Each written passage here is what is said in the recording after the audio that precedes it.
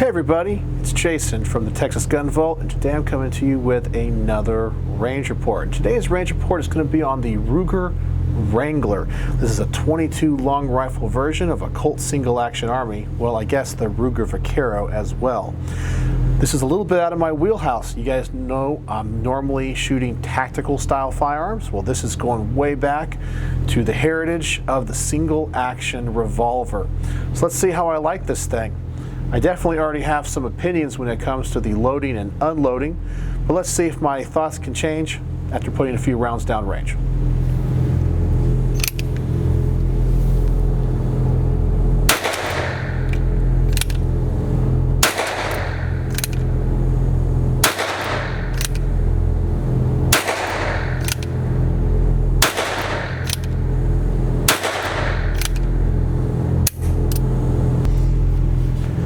Well, that's a lot different than what I'm used to.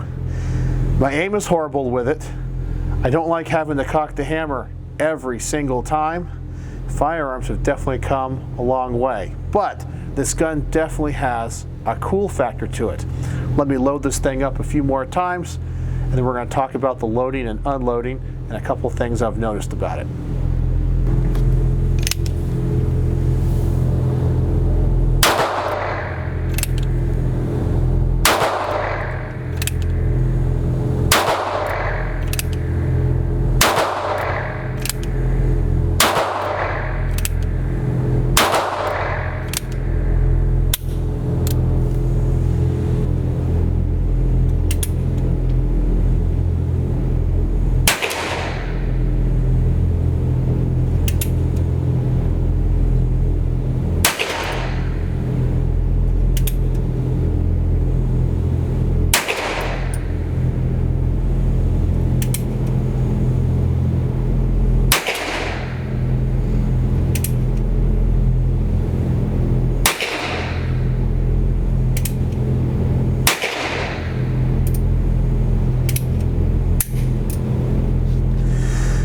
Alright, so the first issue I want to talk about is having to unload this thing. Now, most of the time when it comes to a Colt single action army, you have a stopping point when you rotate the cylinder when the loading gate is open and the hammer is at half cock, which, by the way, being a Ruger design, you do not have to have the hammer at half cock to have the cylinder rotate. All you have to do is open the loading gate. So now the cylinder rotates freely, but there are no ticks letting you know when the cylinder is aligned with the ejection rod. So this is the first issue that I'm having, is you have to be very careful and find where those rounds actually are. So when I want to unload the gun, I have to move the cylinder, kind of have to find it, and eventually the extractor will push the round out. Then I got to move it with my finger. Sometimes I'll miss. It's kind of a slow process. Not a big fan of that. I wish there was a way to address that issue. That's the first thing I noted. Now, when it comes to loading the gun, because of that same issue, and it doesn't line up perfectly with the loading gate, if that cylinder is not perfectly aligned and you try to put in a round, it can easily get caught and becomes a little bit hard to push in. So right now it's not perfectly centered, and that 22 does not want to go into that cylinder without a little bit of force. But if it is perfectly lined up, it goes in without a problem. This kind of slows down the loading. Now, of course, with a single action gun, your loading is going to be a little bit slower anyway, but this, I think, is an unnecessary step. I kind of wish mechanically there was something in the firearm that would help center that cylinder with the loading gate. Also, when you do close it after loading, if you do not rotate the cylinder and get it locked into place, you cannot pull the hammer back. That's something else I don't like. But anyway, let's put a few more rounds down range.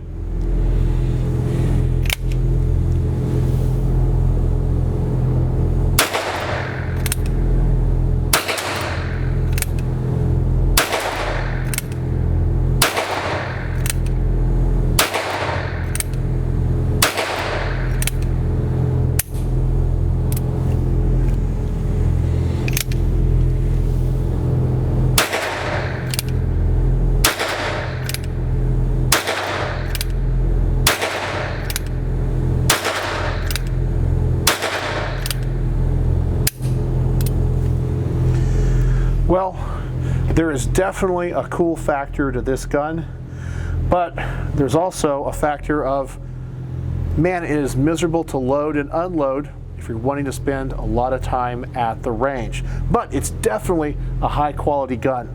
Well, let's get this back to the garage, and I gotta take some time and formulate my thoughts, but I think I got a few ideas on how I stand on this gun. All right, so I got this thing home, I've cleaned it up, taken it apart, put it back together, and had time to formulate my thoughts. Let's talk about the accuracy and the reliability first. Well, from an accuracy standpoint, this is actually what I thought was the biggest downside to this. I did not shoot it very well. Now, this could totally be my fault and not the gun. I'm not used to shooting single action revolvers or revolvers in general. So it could be me, it could also be the trigger. Now, this is supposed to be a budget level version of the Ruger Single 6. So it utilizes cast aluminum, cast zinc, and MIM parts when it comes to the trigger control group and all of the internal parts.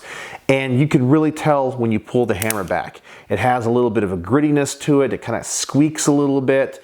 It's just not as refined as the Single 6 is. But for $250, which is the MSRP of this gun, I don't think you can really complain. The trigger is usable, it is serviceable, but it's not going to be as nice as the higher end offerings from Ruger. So whether it's the trigger or maybe the sighting system, which uses the notch in the back and the blade sight in the front, just like the old Colt single action armies from the 1870s, maybe that played into the reliability issue with me. I don't know, but for me, it wasn't super accurate. But from a reliability standpoint, it's a revolver. It's a Ruger revolver. So it's a quality gun from a quality company. It went bang every single time. I had no problem with that. The fit, the finish, and the function of this worked flawlessly.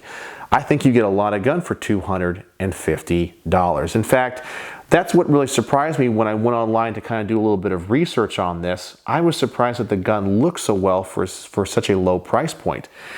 It's supposed to be Cerakoted, and I guess it comes in a multitude of different colors according to the Ruger website, so they have a different flavor depending on what you would want. Now, this is the same dimensions as all of the Single 6s, so all of the external parts like grips are going to be interchangeable. In fact, Craig, who lent me this gun, who's a local subscriber and one of my Patreons, he bought these really nice faux kind of stag grips with the Ruger emblem on them. I think he said either from Amazon or from eBay, and they look great on this thing. I like those a lot. It definitely plays into the character of kind of being an old West gun.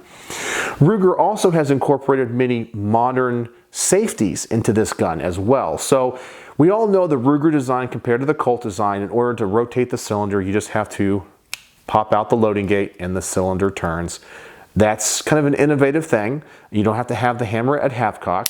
They have also incorporated a transfer bar so you can load all 6 rounds into the cylinder and not have to worry about the hammer being down on a loaded chamber.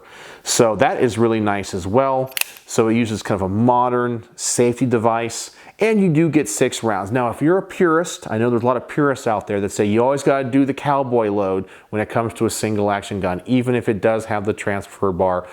I don't follow that rule. I loaded all 6. And I still enjoyed the gun. But you can do what you want to do. As I always say, you do you, I'll do me. I know some of those purists, those that don't want to mix up the mechanics and the muscle memory between the Colts and the Rugers, will always do the cowboy load. For those of you that don't know, you load one, you skip one chamber in the cylinder, and then load the next 4. So you have 5 in there, and then when you pull the hammer back and lower it, it's on an empty chamber. And that's because the Colt style guns have the firing pin built into the hammer, which this one does not. So that is kind of a nice little offering there, so you can utilize all 6 rounds. And especially when you have the issue of loading and unloading and the speed of that, to have all 6 saves you a little bit of time. You get a little bit more fun before having to load it and reload it. Now, the disassembly of this gun is really nice. It uses what I think is the Colt 3rd generation single action army takedown. So all you have to do is open the loading gate here. There's a button on the side, and then you can pull out the cylinder rod. I don't know if there's a more specialized name for that.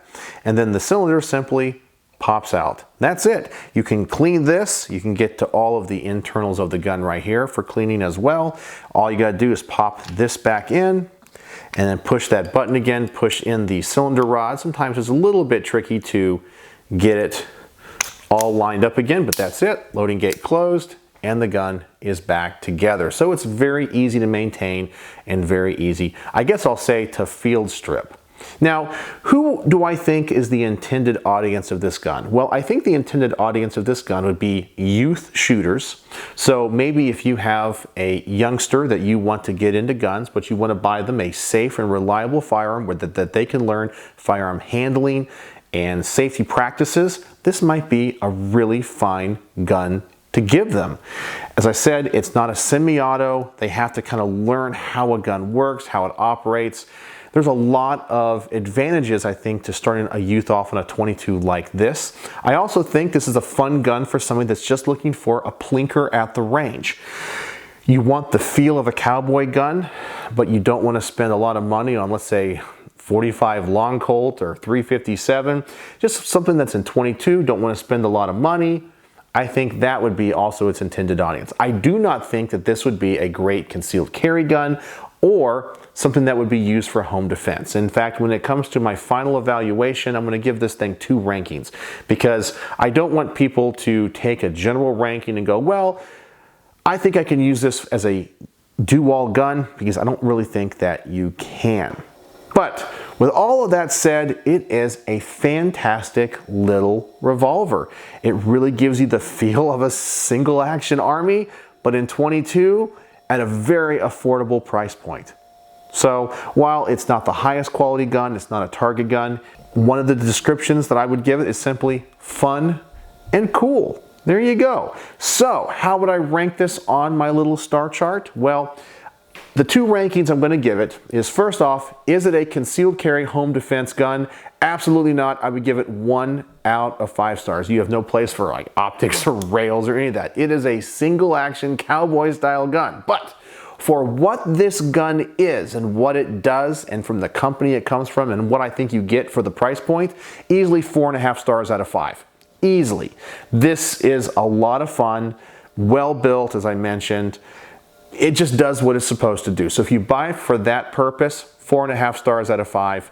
So if you want to kind of combine the 2 scores, 3 out of 5 stars, but I don't think that's fair to the gun.